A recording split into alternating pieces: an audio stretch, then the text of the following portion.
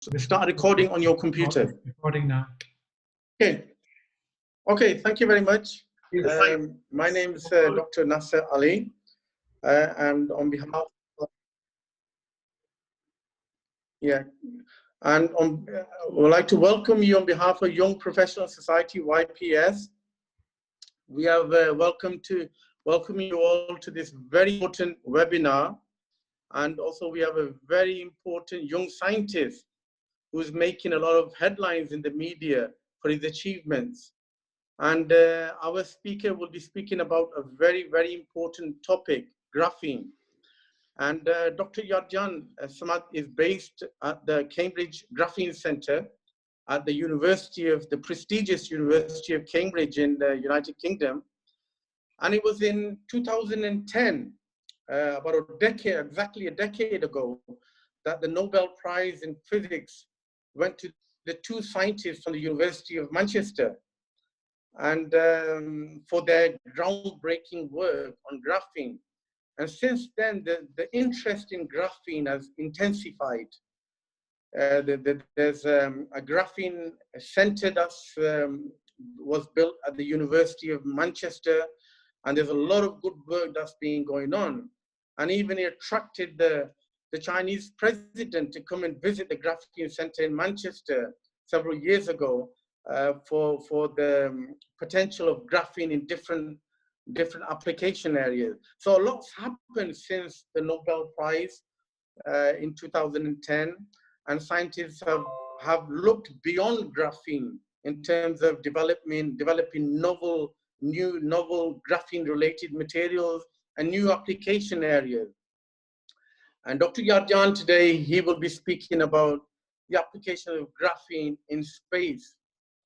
So I was supposed to share some slides to tell you a bit more about the Young Professional Society, but unfortunately my laptop is not working, so I'm on my mobile, so I'm not able to share. But if you want to know more about the Young Professional Society, the sort of work that we're involved with, you can actually see us. We have a website, www.ypsociety.uk, which will give you information. There's blogs there that you can read, and also tell you how, if you're interested in becoming a member of the society, and how you can become a member. We're also on Facebook. You can see us on Facebook, on Instagram, on LinkedIn as well. And as we speak, this webinar is being live streamed on Facebook. And so those people who are joining us from on Facebook, welcome to you. And you can actually ask Dr. Samad, our speaker, some questions. If you do have any questions, you do type them in the comment box, please. And those of you who are joining us on Zoom, if you've got any questions, at the end, I'm sure Dr. Samad's lecture will last for about 45 minutes or so, and then we'll have some questions time as well. So if you've got any questions, type them down, and they'll be answered. And we're very, very pleased to be partnering with the STEM Matters, an organization doing excellent work, who are based in the States, in Texas. And through them, hopefully we'll have some of our colleagues joining us from the United States. So welcome to you if you're joining us. And this webinar will be live streamed on STEM Matters timeline on their Facebook page as well. And the YPS actually focuses on 3 areas. And these are the 3 pillars that we work under: communication, leadership, and innovation. And so I think without further ado, I'm going to pass over to Professor Waqar Ahmed, who is based at the University of Lincoln and is also the president of the Young Professional Society, who will introduce our speaker and then conduct this webinar. So thank you very much. And Professor Ahmed, if you could introduce our speaker.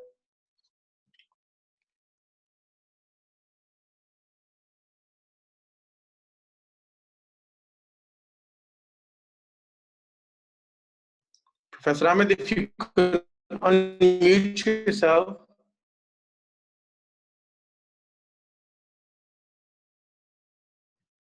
Can you hear me now? Hello? Yes, we can hear you. I'm delighted to introduce Dr. Yarjan Abdul Samad.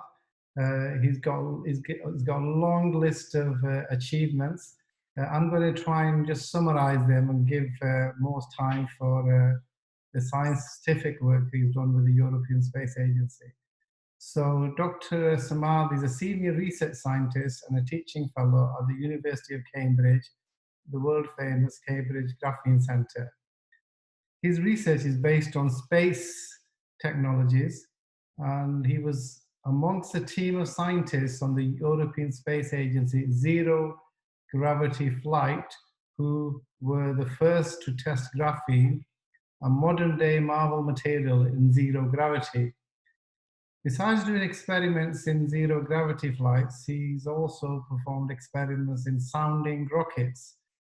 Dr. Samad and his team is slated to take their experiments to the International Space Station in collaboration with the Microgravity Research Centre in Brussels, European Space Agency, and other European partner institutions and private sector organizations. His invention on cooling devices in space has been covered by international media, including but not limited to Reuters, TechRadar, CNET, InnovaSpace, and so on. He has won many awards for his research, such as Innovator of the Year by the Technology Development Company, the Outstanding Research Reviewer of the Year by the Royal Society of Chemistry, Nano Today Best Scientific Presentation, and many other best scientific talks at international scientific conferences. In addition to his research, he teaches graphene technology at the University of Cambridge, supervises numerous master's and PhD students. He also lectures at several other international academic institutions, such as Chalmers Institute of Technology, University of Manchester, and also at the University of Lincoln. He's co-authored a book and about 60 international refereed scientific journal papers and many conference proceedings and presentations. He's a guest editor of the scientific journal called Sensors. Prior to moving abroad, he obtained his bachelor's degree at the famous Ghulam Ishaq Khan Institute in Pakistan. He holds 4 patent applications, and he graduated from the Ghulam Ishaq Khan Institute with 2 gold medals, one for best academic performance, another for best overall performance.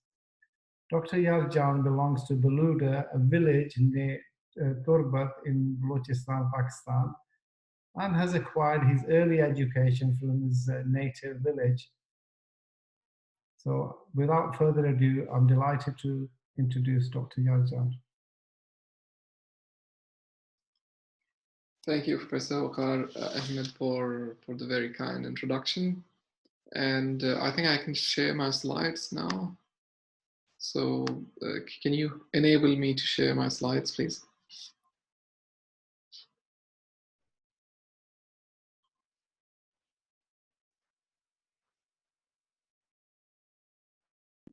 If you can make Dr. Yarjan the co-host.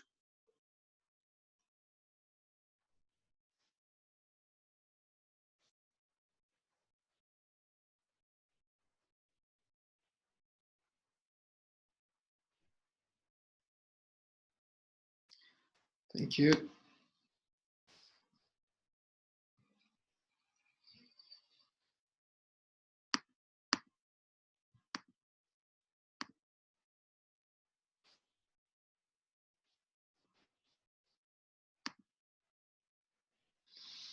Okay, so as the introduction has already been done, so I'll just move on with my talk, which is about graphene for space and beyond.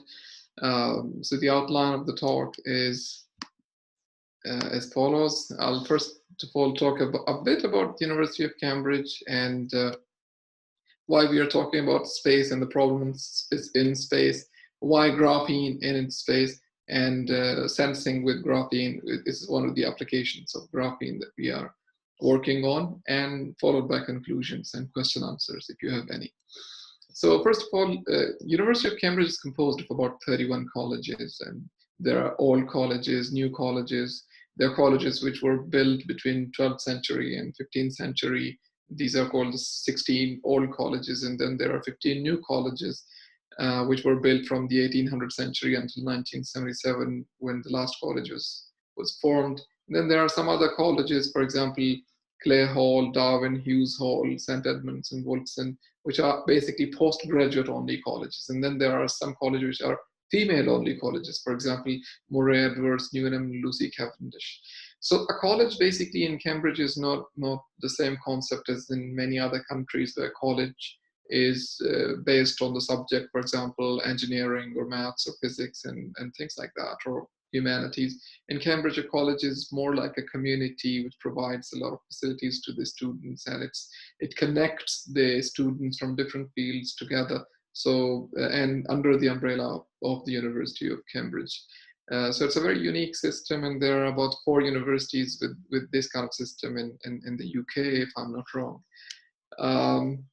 So the importance of University of Cambridge can be seen from this, that University of Cambridge has won about 110 Nobel Prize so far, and the entire UK, the Nobel Prizes won by the entire UK so far are 135. So clearly, most of the Nobel Prize winners come from the University of Cambridge in UK, and you can see that the total number of Nobel Prizes given in the whole world are 955, and out of them 110 is more than 12% of the entire world's Nobel Prizes have been won by people who have an affiliation with the University of Cambridge.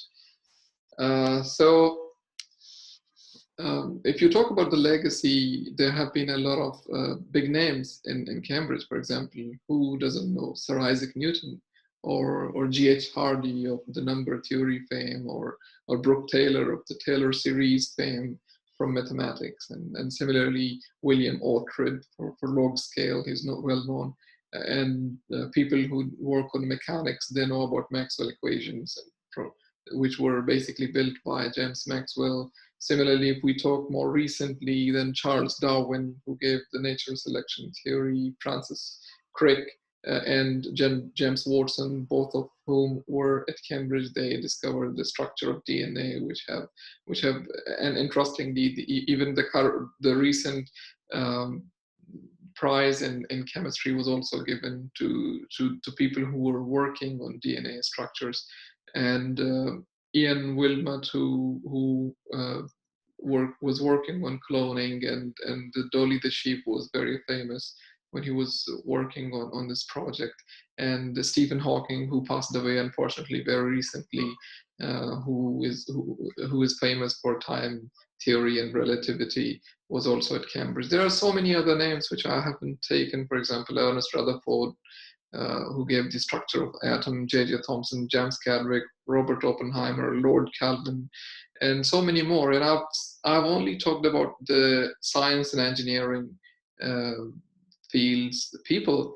So there are so many people who have worked in economics and are big names in the field, but I haven't talked about them yet. So you can see that Cambridge has a big legacy, and that's why anybody working at Cambridge have this pressure of continuing the legacy and continuing to do the excellent work that people here have done before. So even currently, there are so many famous people at Cambridge. For example, Sir Richard Friend, who is the director of Cavendish Lab, and he sold one of his companies, Plastic Logic, for a whopping $122 million in 2004. Similarly, Sir Tom Blundell's spin-off, which was called Aztec Therapeutics, was sold for £150 million. And Andy Hopper of computer science, who has so many famous spin-off companies from his lab and research, or for example, like Cohen Computers, Real BNC, UB Sense, AT&T, and others. So why are we talking about space? When space research was at its peak, it was in the USSR era, when there was a Cold War between the USA and the USSR in 1940s and 50s, basically after the World War II. And the first rocket was launched in World War II in 90s, 40s. And that was the first time when the common line, the line between the Earth's atmosphere and the space, it was crossed by a rocket in Germany. And after that, because of this competition between the USSR and the USA, there were many space, there was basically a space race between the two.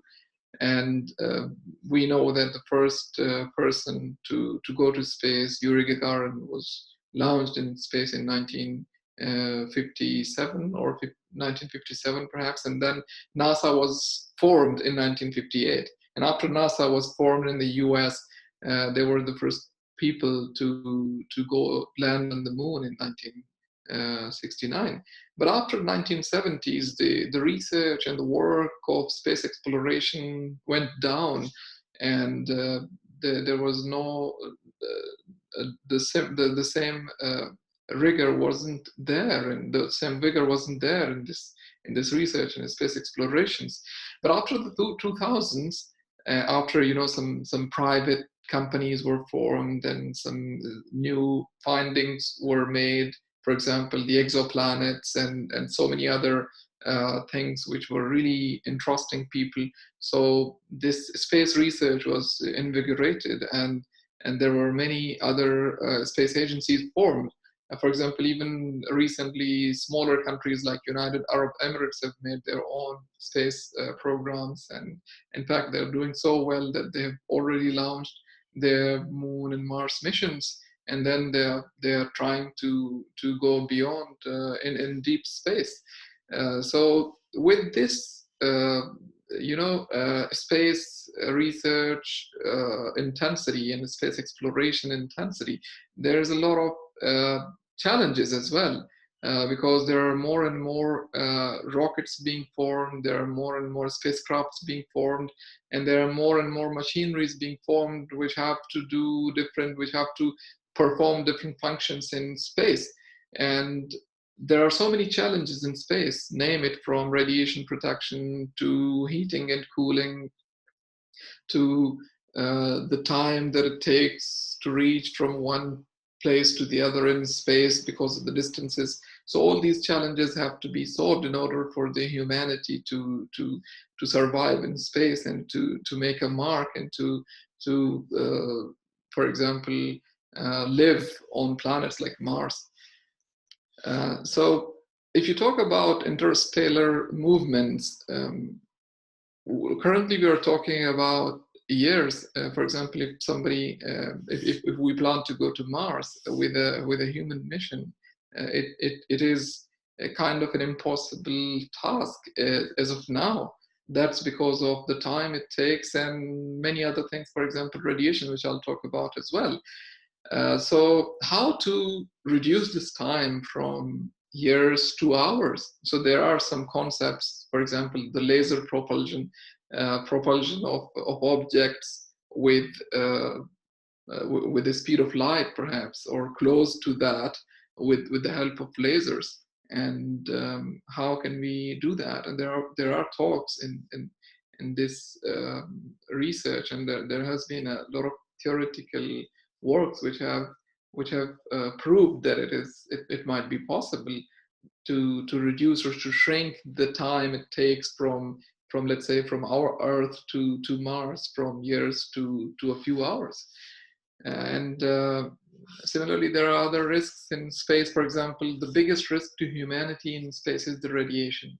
There are so many radiations which are actually unknown.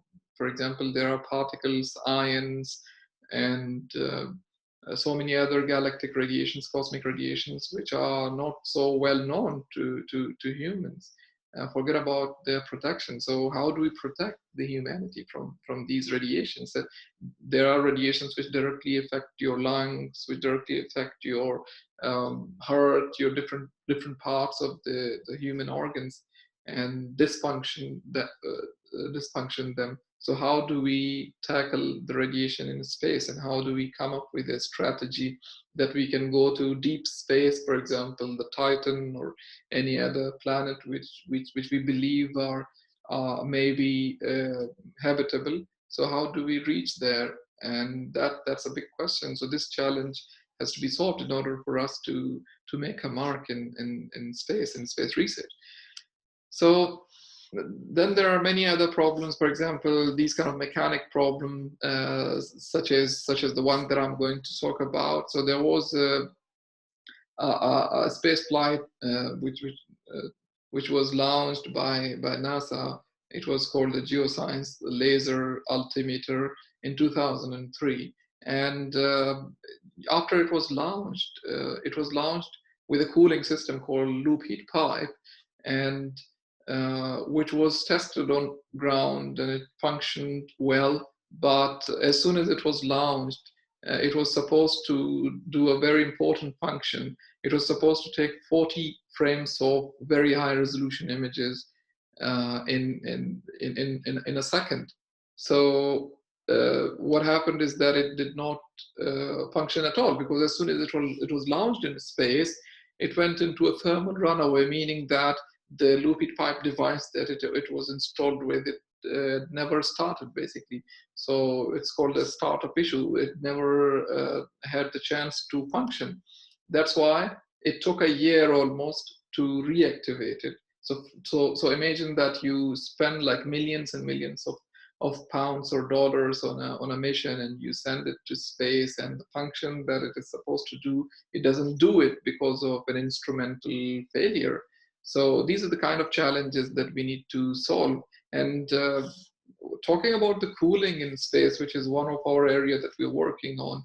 So there are so many heating environmental loads, heating loads in space. So imagine a satellite orbiting around the Earth, and it is exposed to the radiations from sun, from albedo, from IR, and some other galactic and cosmic radiations. So in order to tackle these radiations, the heat that this satellite is receiving due to these radiations, there has to be a system which helps it dissipate the heat.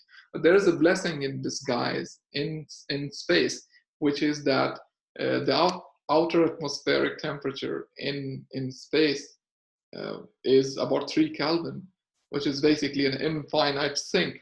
So we need a device which takes the heat from inside the satellite and dumps it into this infinite sink. So for this purpose, there is a device, which is made of some materials, which are steel-based materials, which were the traditional materials used for these kind of devices.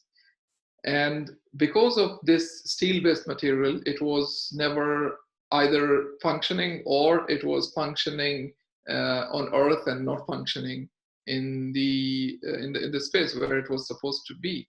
So that's why we have come up with a different solution. Before I go to the solution of why we are making, what are we doing in this kind of research, I would like to introduce you to graphene, because that's what we are employing to solve certain issues in space. So first of all, graphene was extracted from something called graphite, and if you look at the history of graphite, the shepherds in England used to find some structures or some stones which they used to mark their ships, and they used to call it lead, because it was just like lead. It was soft. They could use it to mark anything, and that's why it was then called lead pencil. The pencils made with graphite, or the material that they found, was called lead pencil. Although it's not a lead pencil, it's a graphite pencil, but we call it lead pencil. So because of this application of graphite, or this so-called lead, it was also implemented to make cannon balls. And since they were used to make weapons like cannon balls, so it was a felony basically in England to steal graphite from anywhere. So normal people could not have graphite or could not own graphite in that era. So that is the history of graphene, basically, where it comes from, because it comes from graphite, and that's where the graphite comes from. So if you look at the structure of graphite, the atomic structure of graphite, it's just like a stack of carbon atoms. So these carbon atoms are one on top of the other, and the bond between these sheets of carbon atoms is called van der Waals forces, which are very weak forces. It's just like, you can imagine it as a stack of dollar notes. So if you separate one of the dollar notes, it's just like a sheet here, and then you can use this sheet to make balls of carbon, which are called fullerene, or tubes of carbon, which are called carbon nanotubes, or little sheets of carbon, which are called graphene. And fullerene won, the inventors of fullerene, Kroto and Smalley, they won a Nobel Prize in 1996, and the inventors of graphene won the Nobel Prize in 2010. So graphene has a lot of interesting properties. One of its properties is that it's electrically extremely conducting, and it's theoretically it's more conductive than any other material on Earth, and similarly it's as strong as nothing actually. There is nothing which is as strong as graphene. For example, if you take a saran wrap sheet thick graphene, you can lift an elephant with this little thin graphene, talking theoretically, of course. And similarly, there are many other applications. For example, recently in 2018, a professor in MIT invented a new phenomena in graphene, and he found out superconductivity in graphene. So graphene can be a superconductor, meaning that it can conduct heat without any dissipation, without any resistance. It can conduct, electricity without any dissipation or resistance. And that's one of the new breakthroughs in graphene research. So graphene is very interesting for many applications, and one of the interesting properties of graphene is thermal conductivity. So graphene conducts heat better than copper, better than aluminum, or better than any other metal. For example, the thermal conductivity of graphene is about 5,400 watts per millikelvin, and the conductivity of copper, which is the best conductor of heat after graphene, is about 3,000. So that is the kind of material that graphene is. So we employed graphene to make loop heat pipes. So a loop heat pipe is a device which basically takes the heat or absorbs the heat from a heating source inside a satellite and then dumps it to the outer atmosphere. And this is what is implemented in many spacecrafts, but they don't work. And almost 70% of the time, they have a problem in their startup. So that's why we employed graphene. The loop heat pipe is structurally, it's a very simple piping kind of a tool, but it is made of two components. One is called the evaporator, and another is called the condenser. The evaporator is basically a porous steel which is supposed to take the heat and convert the heat take the heat and convert the liquid inside its pores to vapors, which can then go to the condenser, condense it there, and then this loop continues. So this stainless steel wicks, we are trying to make it graphene based, because graphene is much better thermally conductive than the metals that they're using. Currently they're using steel. So we have made graphene based foams, graphene based 3D structures, and I'm not going into the details of how we make them because the time is very limited. So we make different graphene based 3D structures of different densities, different pore sizes, which we can tune on demand. And with this, we can make these kind of loop heat pipes which conduct or which pump the liquid much faster than the steel wicks, and which perform thermally much better than the steel based loop heat pipes. So how well do they perform? I'll talk to you in a bit. For example, this is one of the, it's basically a video, a microscopic video or image of how do these forms or 3D structures of graphene look like. So you can see these little pores. These little pores are capillary pumps which pump the liquid from the one end to the other, or so to speak, from the condenser to the evaporator, from the condensed side to the evaporation side. And because of this high thermal conductivity and so many other properties, basically, which I cannot talk about here, such as the wettability and formability of graphene, we can basically have much better loop heat pipes than the steel. So this is a setup that we made with our graphene-based loop heat pipes. So this setup is according to the European Space Agency zero gravity testing setup.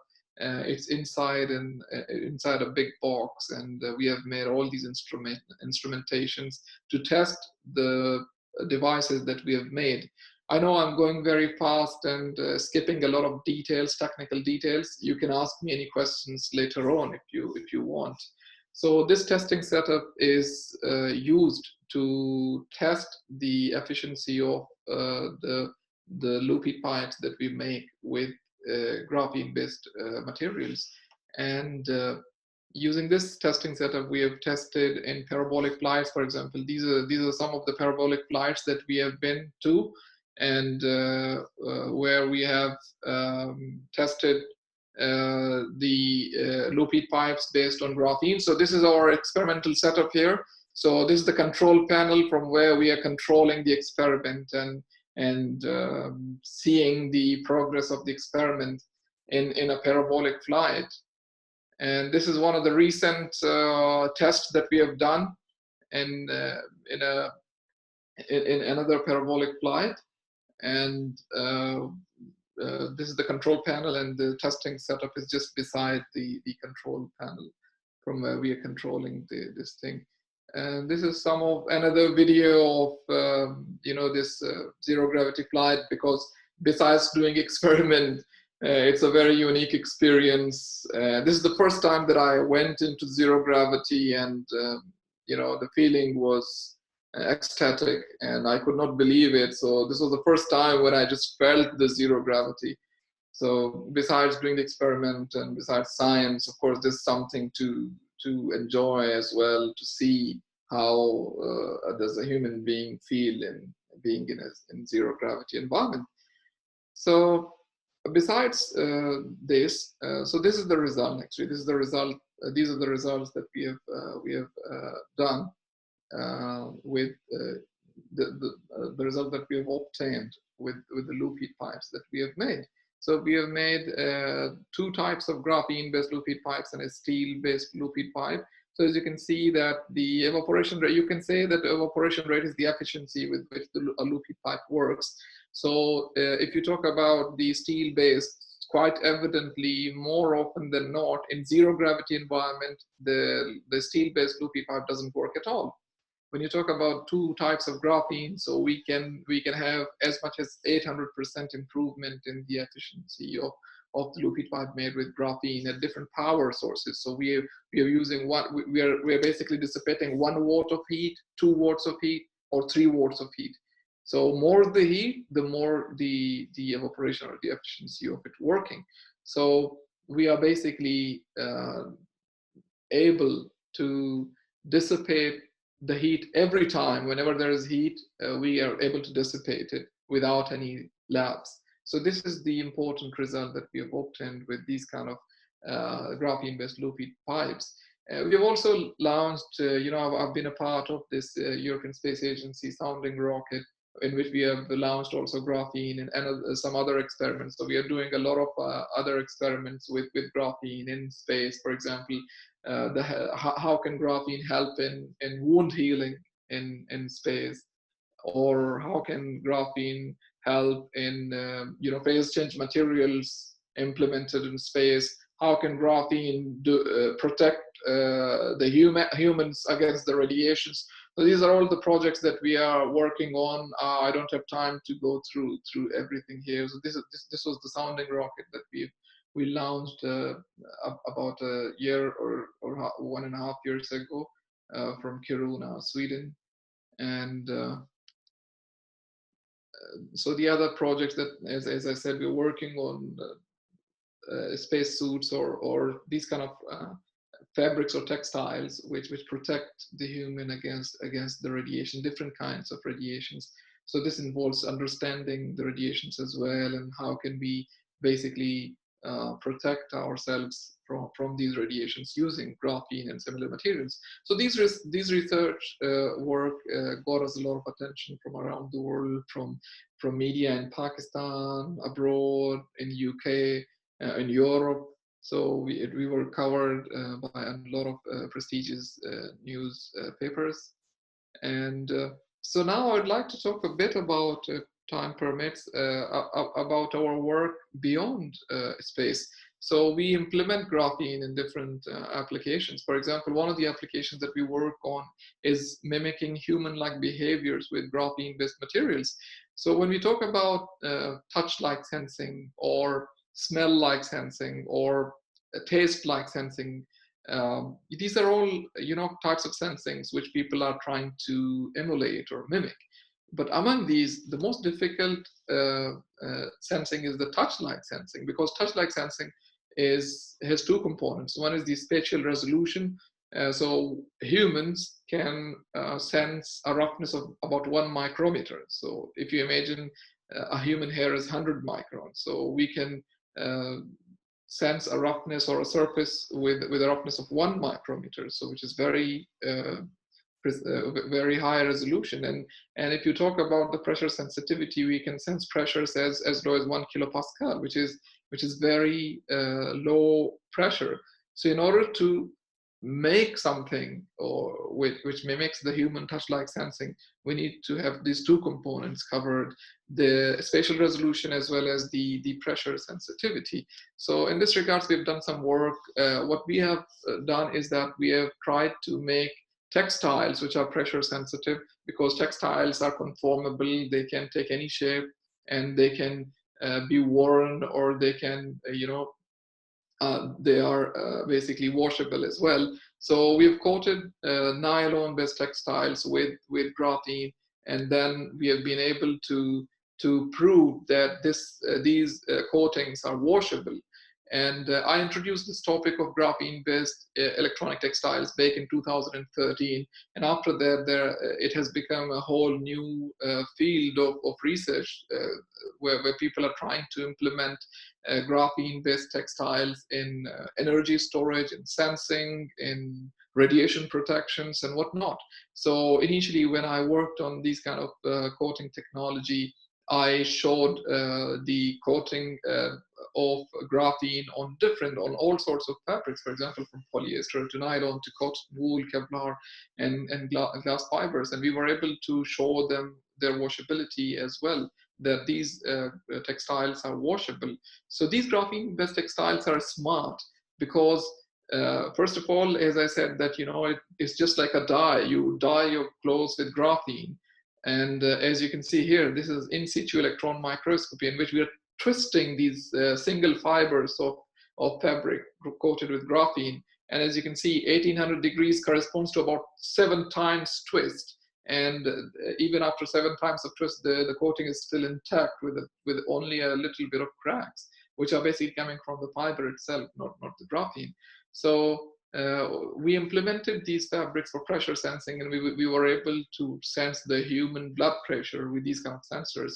And you can imagine the sensitivity. So this sensitivity that we got was about 20 times better than the state-of-the-art pressure sensors used for different applications. So we were able to then make a wristband out of these and do sensing as good as that we were able to sense the blood pressure flowing through our veins. And this work was done back in 2013-14. And recently in Cambridge, we are giving the pressure sensors a new application. So we are trying to make shoe soles with these kind of pressure sensors, which we are able to connect with games, for example, a snowboarding game. So you can wirelessly play a game with your shoe connected to a game. So this is one of the applications. The main application of this is also in health sector, where you can see the footprint pressure difference of your foot for sportsmen or for people who are interested to know their walking, jogging postures. They can use these shoes to know that. And for fun, we developed this game, connected with these shoes. So, and then we also presented this in the Mobile World Congress in 2019, sorry. And we were able to show that we can wirelessly play these games with our foot with these kind of graphene-based shoe soles. And we also did recently some work in that we implemented these kind of textiles in concrete. So inside concrete, we embedded these sensors, and we were able to do pressure sensing. So if you touch this concrete, it will tell you with what pressure are you touching it with. So we tested it was from 0.1 megapascal to actually tens of megapascals, and we were able to do the pressure sensitivity with these kind of concretes. And these are the testing cycles done for thousands and thousands of cycles. So with this, you can have a bridge which is self-sensing and self-monitoring, rather than installing patches of sensors in different sports. You can have a concrete made with these kind of fabrics. So the fabric is inside a concrete. If the fabric is inside a concrete, you can just take the connections out, and you can have this monitored every time and all the time, basically round the clock monitoring of these kind of structures made with graphene-based textiles. This graphene-based textile inside the concrete can also do sensing of gases, for example, toxic gases such as NO2, and also temperature sensing as well, besides the pressure and strain sensing. So in conclusion, graphene, of course, performed 8 times better than metal-based loop heat pipes when tested in space environment. And graphene can be printed or coated on literally or virtually any desired surface. And graphene textiles can make electronic skin sensors, and graphene E-textile can also make concrete very smart. So with this, I'd like to thank everybody, and I'd like to acknowledge these people, from Professor Ferrari to Carlo Iorio to Professor Kin Liao, Dr. Kamran Ahmad, and many others who I work with and who I have worked with. So I'm open for any questions. Thank you.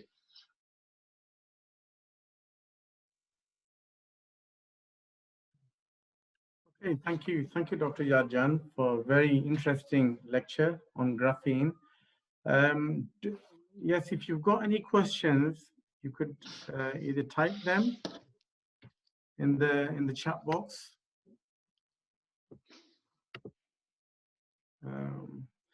Okay, we've got a question here. Is graphene biocompatible?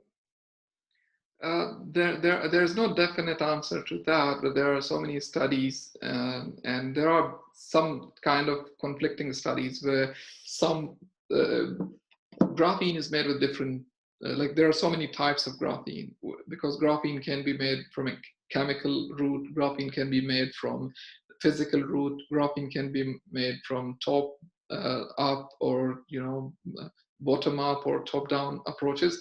So different graphene have different properties, and there are graphene which have been reported to be very good in biocompatibility, and there are graphene which have there are reports in which people have reported them to be not to be biocompatible.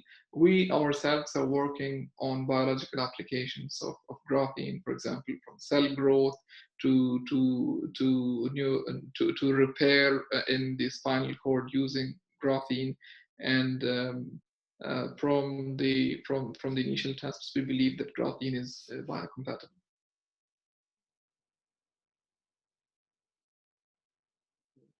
Someone's asked, do you see it being utilized in nanotechnology in internal medicine? Well, I'm not an expert in the in medicine, but there are so many studies which suggest that it has uses in drug delivery. But as I said, that we are working on different biological projects in which we're using graphene as sensors, we're using graphene as a stimulant for wound repair. So it already has applications actually. What makes graphene sort of special? You have a sheet of graphene, yes, and if I roll that up, I can make like carbon nanotube, single wall, multi-wall carbon nanotube. If I put it together, make it like a kind of a buckyball, yes.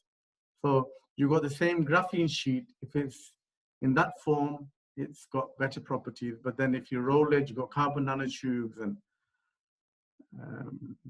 it's the same material, but it's a different kind of shape. And then different properties altogether. Although, as you mentioned, Kroto won the Nobel Prize in chemistry for his buckyball C60 molecule. Yes. Mm-hmm. Absolutely. So basically, what's interesting is the properties. I mean, when you talk about a material, the only thing that you utilize from a material is its property. For example, if you talk about steel, so steel has its strength, which we utilize. If you talk about aluminium, it has this balance of strength and weight, the density, which we utilize for different applications. If you talk about titanium, the same.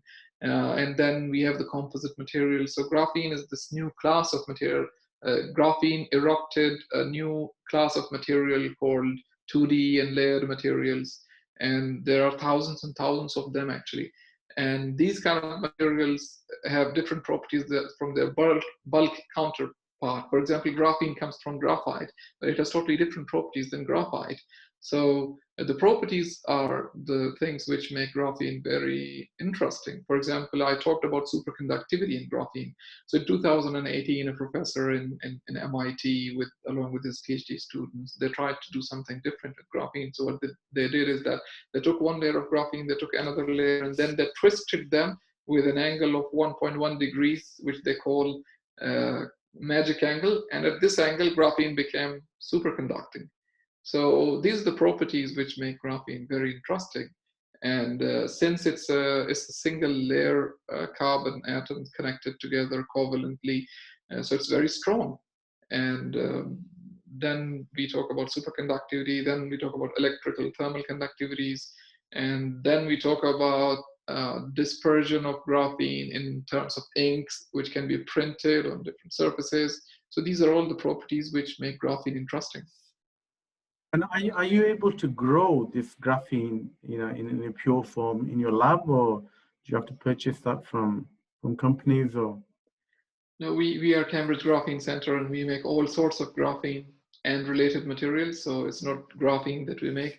And graphene is not the only material that we make. We make all sorts of almost 2D and layered materials with different approaches. As I said, the chemical approaches, the physical approaches. We employ all the approaches of making graphene, and we claim that we kind of make about the best graphene in the world.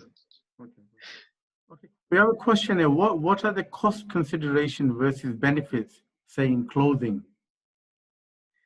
If you talk about the cost in graphene, it cannot be estimated now, because the thing is, let's say that we talk about clothing and we implement this graphene coating on clothing. The amount of material that goes into the coating is in milligrams. Even for an entire t-shirt, let's say, it's in milligrams.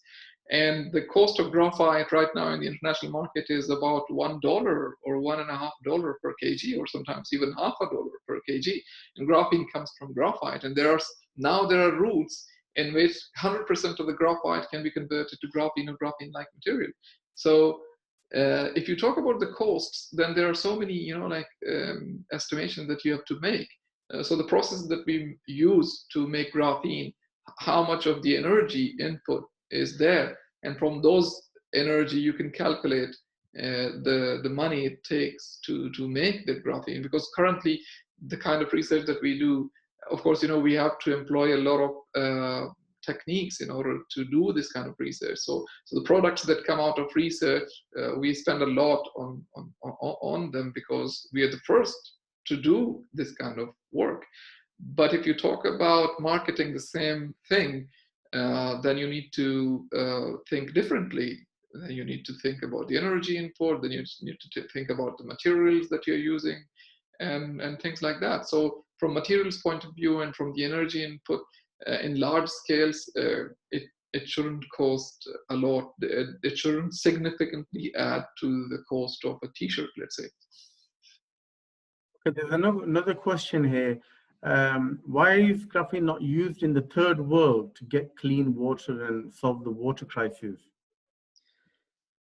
So far, I'm not aware of any technologies which are scalable with graphene for water purification or desalination or these kind of applications. So there are some attempts. There are people who have used it.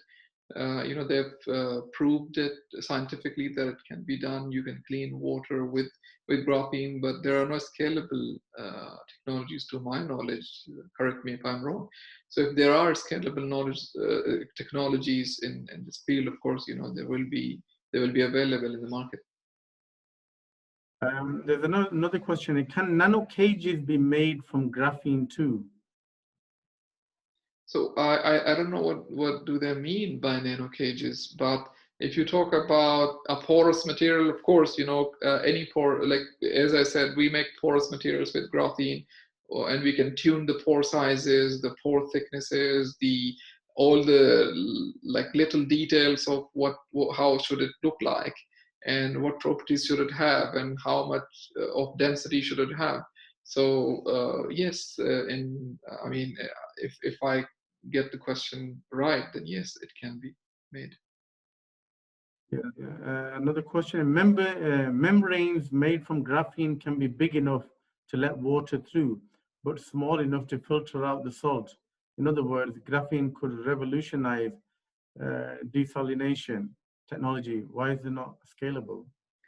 Yes, so it hasn't been proved that it can be scalable, because the thing is, when you talk about a membrane, like the current technologies which do desalination, whether it's the reverse osmosis or membrane desalination and things like that. So there you're talking about very high pressures. So when we do the proof of concept with graphene, we are not dealing with high pressures. So that is one of the limitations that graphene has issues in scalability of this technology. When you talk about a chunk of, a big bulk of water body to be desalinated through a membrane at high pressure, then it hasn't proven and to be working yet. Okay. Do we have any other questions? If you could type them. Okay. No, Young Professional Society, obviously we've set up to actually help youngsters with personal professional development. And there'll be a lot of youngsters who will be watching this webinar now. What advice would you give to some youngsters who are interested in getting into research, and maybe graphene is a hot topic now? Should they sort of get into, and what particular sort of area they need to sort of work where there's potential and there's good job prospects? And what would you say? What advice would you give to the youngsters? First of all, I would like to give a very cliched and perhaps very general advice, but I think it's very important is we should all be doing things which make us happy. And if research is making you happy, then you should be doing it. And if it's graphene-based research or space-based research making you happy, then this is what you should be doing. As far as the scope of graphene-based research is concerned, I think it's moving towards scalability. So there are a lot of researchers around the world now who are looking into scaling up the production of graphene, their applications. They're looking for new application areas where they can implement graphene and then market it. So this is where the graphene research is heading towards. Even the graphene and related materials research is heading towards. And from the fundamental science point of view, as I said, the superconductivity in graphene is very new. So it can be very rewarding scientifically and academically if somebody does these kind of or gets involved in this kind of research. Yeah, we see a lovely picture of the Cambridge University there. Yeah, King's College. King's College, yes. Okay. Professor Ahmed, do you want to say something or ask a question before we wrap up? I think because it's, what time is it now? Just gone 8 o'clock. No, it was a superb presentation. I really enjoyed it. I like your emphasis that if you're going to do anything in life, make sure it's fun, because you're going to be doing it for a long time. Thank you very much. Is there any other advice you can give on in terms of skills and abilities that you need to develop to become a good researcher? I believe that in order to become a good researcher, you need to be really interested in what you're doing. So the interest is the first thing. And if you are interested, let's say, in some topic, for example, I'm interested in employing graphene in space and to solve the problems of space with graphene. So you should then develop the skills needed in order to resolve or in order to enable you to reach the goals that you're after. Mm-hmm. So I think that's very important, that you find your interest, and whatever you're interested in, you set goals, and then you equip yourself with these skills needed to realize those goals. For example, for me, it is clearly the challenges in space, or the challenges that we face with tuning the graphene for different applications, and using the digital technologies, digital manufacturing, AI-driven manufacturing, machine learning-driven manufacturing, in order to solve the problems with the new techniques, in order not to be old-fashioned, or not to be lagging behind than the industry. So I think that's what's important, that you should set your goals and then analyze what skills do you need to realize those goals. You started off from a very humble beginning and then reached the dizzy heights of Cambridge. What was your biggest challenge that you had to overcome? So there were many small challenges, and one of the challenges was from my background, from where I'm coming from Balochistan in Pakistan. So the biggest challenge was that in our part of the world, there's a lot of I call it social bullying, because more often than not, people don't believe in you and what you're doing or what you're aspiring to do.